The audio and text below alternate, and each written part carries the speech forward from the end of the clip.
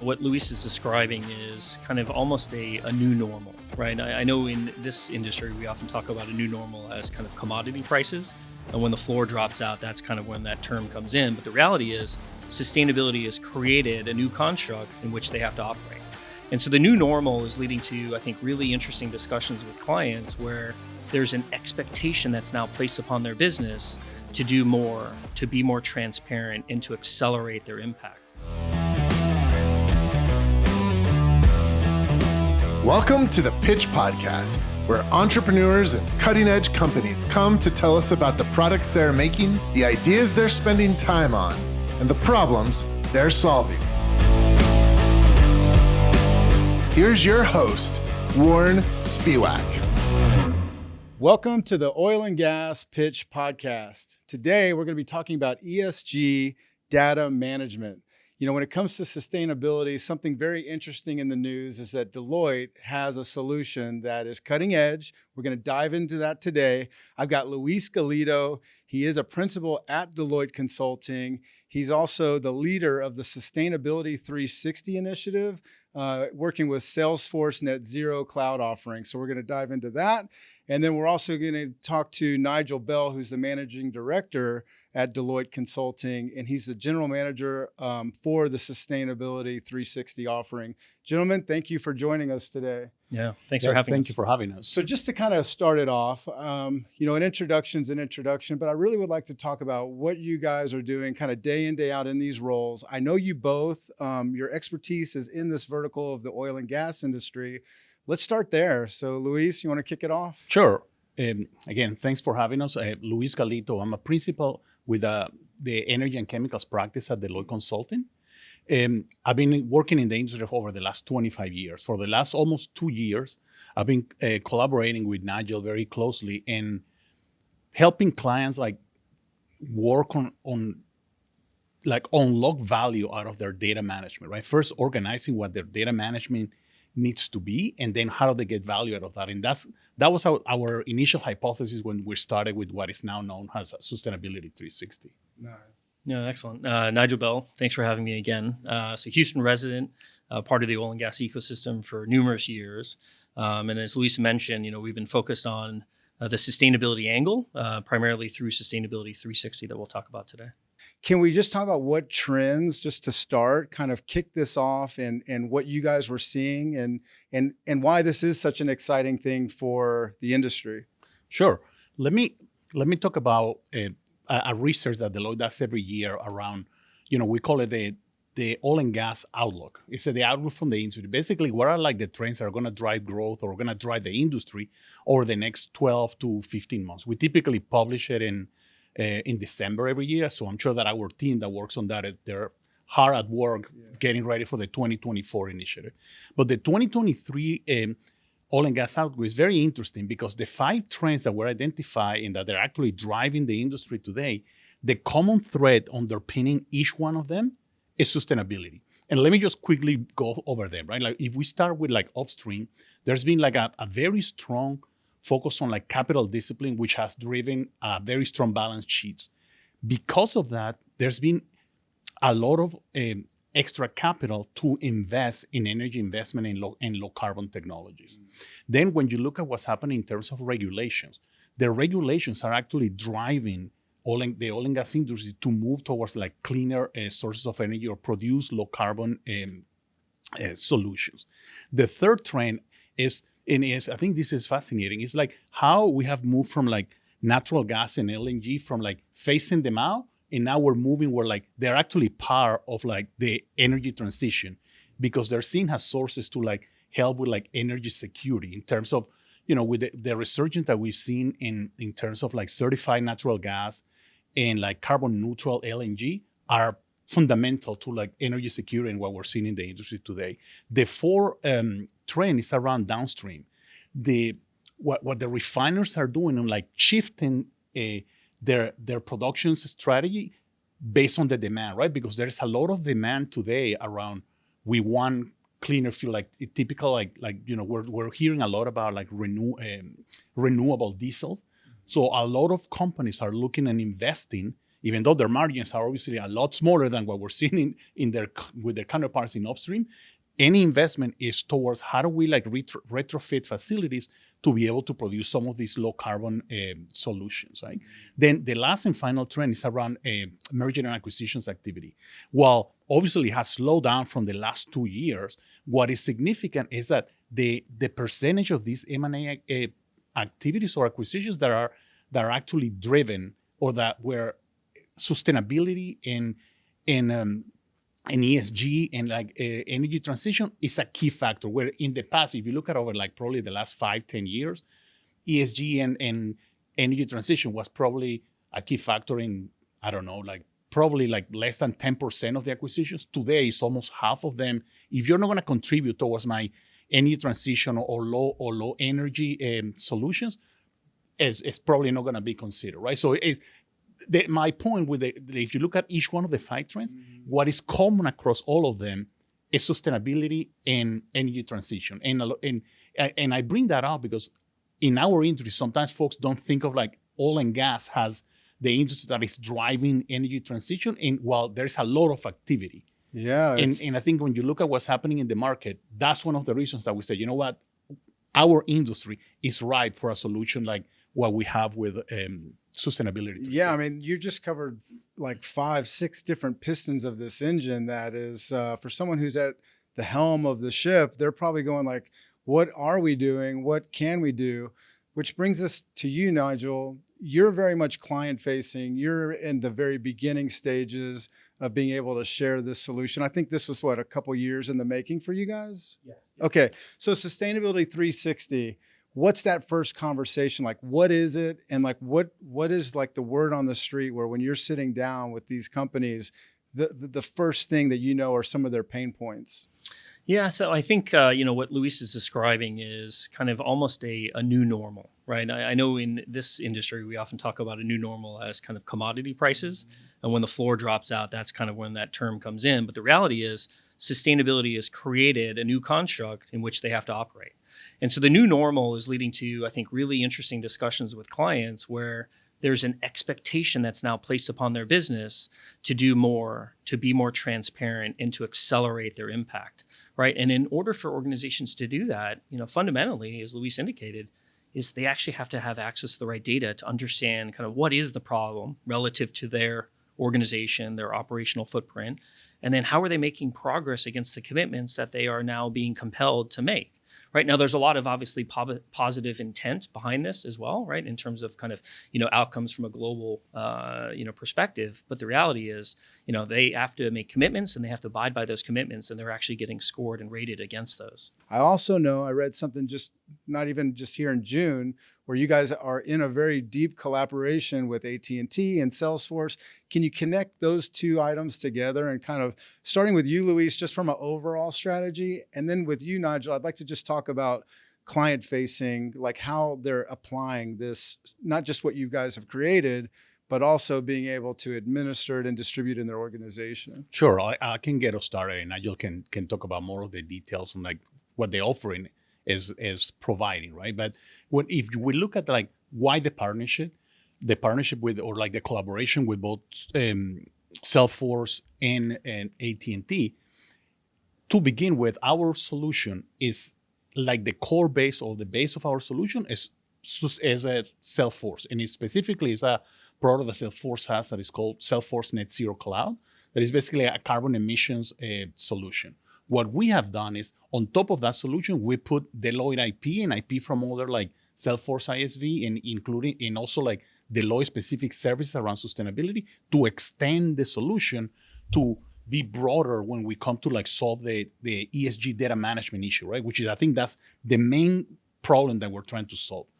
The next question is like, why AT&T, right? Why is AT&T? Well, we're collaborating with AT&T in terms of they're providing IoT sensors, so we can go directly to the source. In this case, to a location, to an asset, to a piece of machinery, to a fleet, whether like a stationary or like mobile asset, to like get directly and almost in real time their emissions data and flow that data directly into Sustainability 360. Because one of the problems, and Nigel will get into more details about the challenges with ESG data management is that the data doesn't reside in one place. It's not that you can go to your ERP and get all of your ESG data. Typically, it's in your ERP, it's in your procure to pay system. Sometimes it's in PDFs, and sometimes it's on spreadsheets all over the organization. And that just makes me want to say, like as I look into this, there is significant pressure on these organizations, and that is something that is just known across the industry.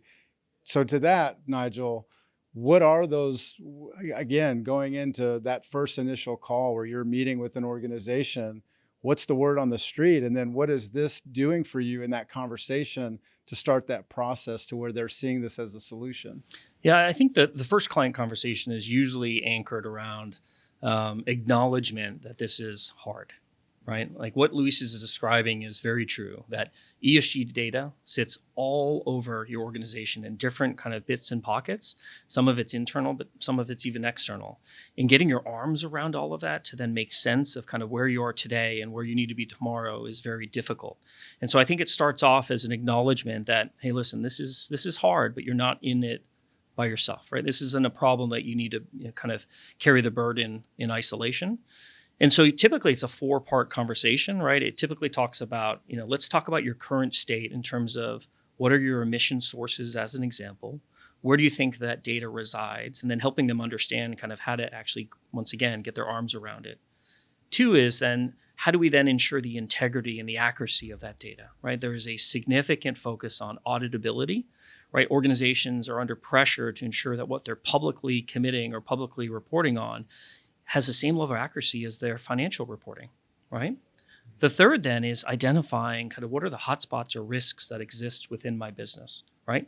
It's one thing to understand my current state, but you have to be prepared to do something about it, right? Because climate change is what we're talking about in this, in this conversation. And there's physical risk, there's transition risk, and you have to understand where that risk resides within your portfolio. And then the 4th dimension is you can't stand still in this topic, right? There is an expectation that you're constantly moving the needle and advancing it. And so the discussion then shifts often into, well, once I understand where I'm at, what can I do to improve? And that extends to your own operations, but also extends into your extended value chain. Because for most organizations, that's where the majority of their emissions footprint sits. Interesting. And it just seems like what I feel like I'm noticing just from this conversation, it's not that there's a shortage of data, it's that there's overwhelming data, and it is all over the place. It's in these different locations, and your data is only as good as it is like usable and how you can leverage it. So I want to revisit the AT&T and Salesforce part, because I know there's something significant there. Where are those relationships leveraging all of this, and how are they contributing to this to the Sustainability 360 initiative? Yeah, I could jump in there maybe real quick. So, first and foremost, these are 3 organizations that are significantly committed to making an impact relative to sustainability. These 3 organizations have come together and they have partnered in this sense for what they call the Connected Climate Initiative. Now, this is something that was launched by AT&T, and it's focused on reducing 1 gigaton of emissions, which is a massive amount. Yeah, it sounds like it. Now, in order to do that, you have to leverage the collective strength of numerous organizations. You have to tap into academia, but you have to constantly innovate to help us as a society. So we are a derivative of that effort. And where it comes into play to what we're discussing is the challenge, as you described, is there's a sea of data, but how do I actually get access to all of that? And then how do I co-locate that? So the AT&T component and the Salesforce component come into play, where AT&T already has a massive deployed install base of IoT sensors and 5G connectivity. And we're talking about sensors that are maybe being used for, say, predictive maintenance, right? It's on a motor, a compressor, a vehicle.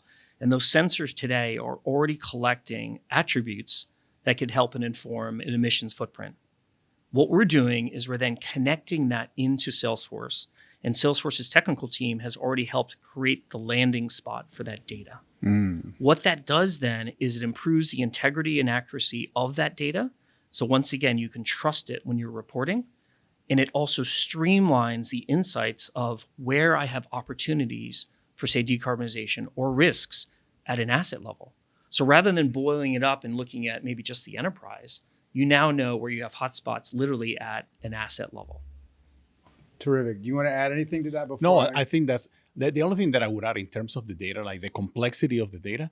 One thing is like getting the data, but the other thing that is important, and I think that's where like what we have created is one of the biggest differentiators of our solution is not only we help you identify what the data is, but or where it's at, but also identify what data is actually important to you. And for that, right, like part of our solution has a regulatory scanning engine that basically goes out and looks at, based on the size of your company, where you operate, the countries that you're operating, the type of products and services that you serve.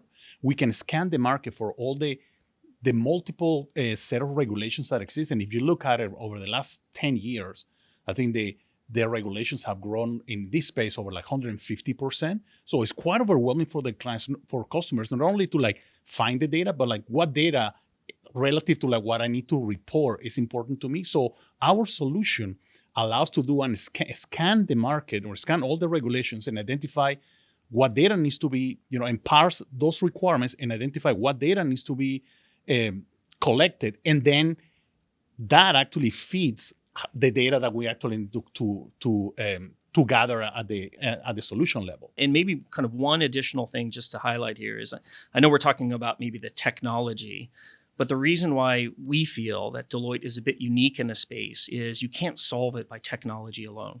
There actually is a whole process component here. We talked about the challenge of kind of navigating this sea of data. We talked about like the challenge of navigating shifting regulations, but there's also kind of the other challenge of navigating improvement. Like, what levers do I pull that are going to generate the biggest sustainability ROI? Those trade-off decisions are very difficult sometimes for organizations to do that. And what if some of those investment decisions are not for your own company? What if they're actually for your suppliers? And in many cases, especially in this industry, it's those suppliers that are in need. And so a lot of the dialogue that comes into focus where Deloitte is well positioned is to say, listen, we're all in this boat together. You're collecting data from your suppliers to understand kind of their level of maturity and how they're impacting your emissions inventory. But you have a responsibility to actually help them as well. And so what we're seeing from a lot of clients is the aspiration to actually step into their value chain, help their suppliers mature along this dimension. And the oil and gas industry is interesting because in some cases, the answer to that problem are the products that they're actually creating as part of this energy transition. So the low and zero carbon technologies, they're actually using in some cases their own supply chain as a bit as a business development engine for themselves. And I read here, it's like, again, this is just straight out of my notebook. Basically, companies don't have to do it the hard way. This is streamlined. There's some agility that you guys can apply that would, for lack of a better word, allow them to get to where they need to go sooner than later and not alone. Can we talk a little bit about that too? So how involved are you guys when someone does go down this route? How involved are you in the process to make it easy, to make it as smooth sailing as they can with low friction points? Well, I'll start and I'll say that we're very involved, right? That's why we came up with this solution, because we think that there is a way to do this. And like Nigel said, not just with the technology, but surrounding services around the technology. I mean, the technology just enable us to, like Nigel described, bring accurate and audible data into the solution, being able to scan the market around the regulations that apply to the specific organization. But that's just one piece of the equation. Once you have all that data, sure, the first thing that most companies are trying to do right now or are trying to solve for is to answer to like regulatory reporting requirements. That's easy once you have the data. The hard part is getting that data, right? And we're solving that problem.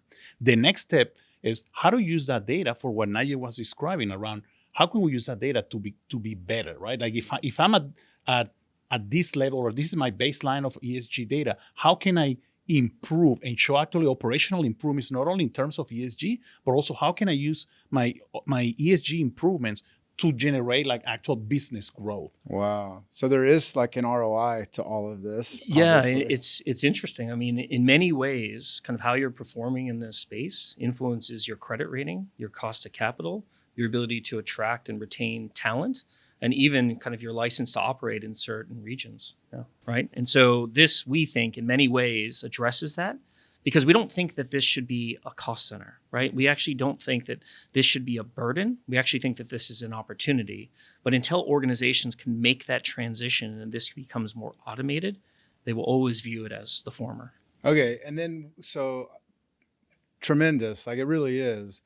But this idea that there's so many different verticals under the solution here, like this 360 truly is handling just several different issues.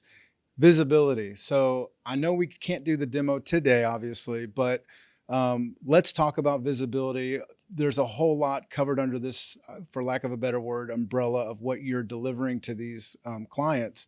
How are they seeing it? What is the ability for them to have a knowingness about what they're experiencing by taking this on? Yeah, so maybe I'll kind of start here.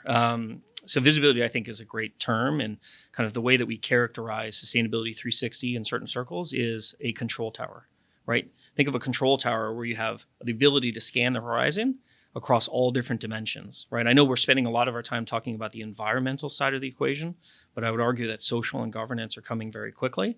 And within those three verticals, I mean, there is a multitude of kind of areas of focus, right? And so you need the ability to, once again, kind of constantly scan the environment and not spend all of your effort to collect the data. So that's just one area where visibility comes into play. And the other one that is starting to kind of rear its head in many different industries, not just oil and gas, is visibility beyond the suppliers that you're contracting with, right? There's been numerous cautionary tales for different industries where they were caught surprised by the suppliers that their suppliers were reliant upon, right? They may have been producing parts or materials in certain prohibited regions, and those materials show up at the US border and they're confiscated.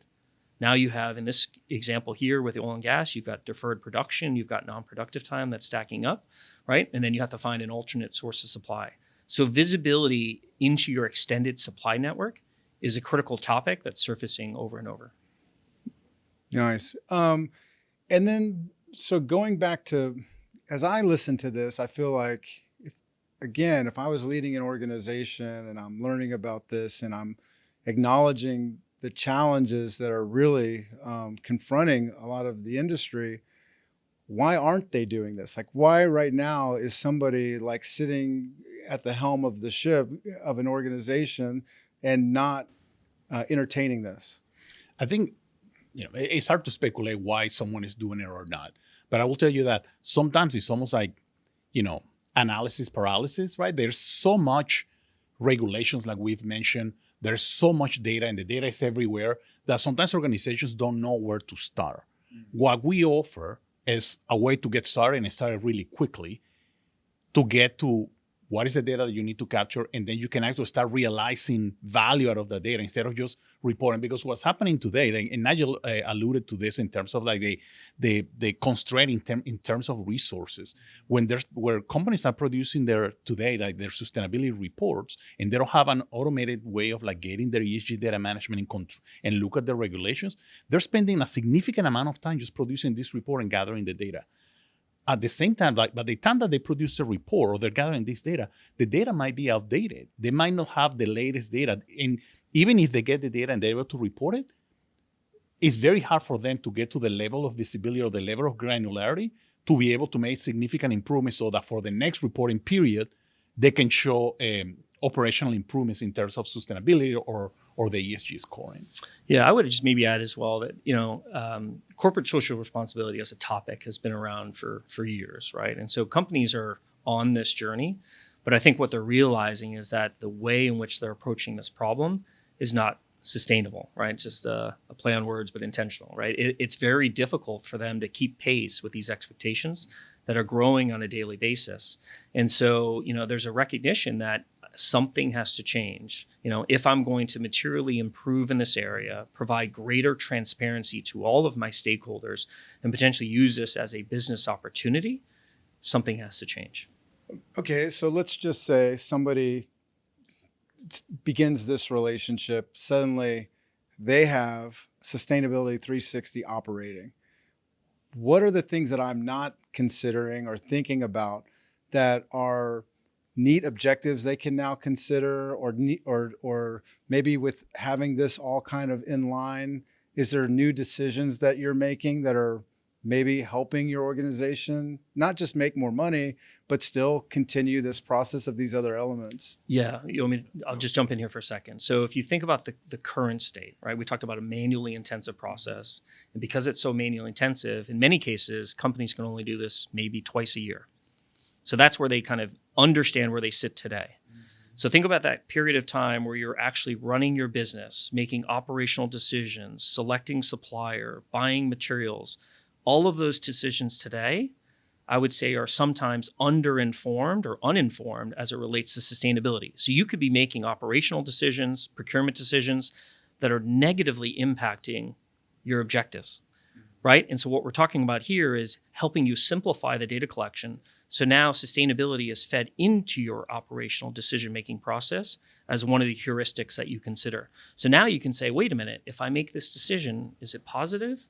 Or does it actually hinder my progress towards these public commitments? And it can even be extended beyond that. It's like, now that you have this information about this granular information about your products and services in terms of like how they're contributing or not to your sustainability journey or goals, you can actually surface this information at the product and service level to differentiate your brand in the marketplace, because you're telling your customers how, or what impact that these products are actually making in terms of like sustainability and ESG. Interesting.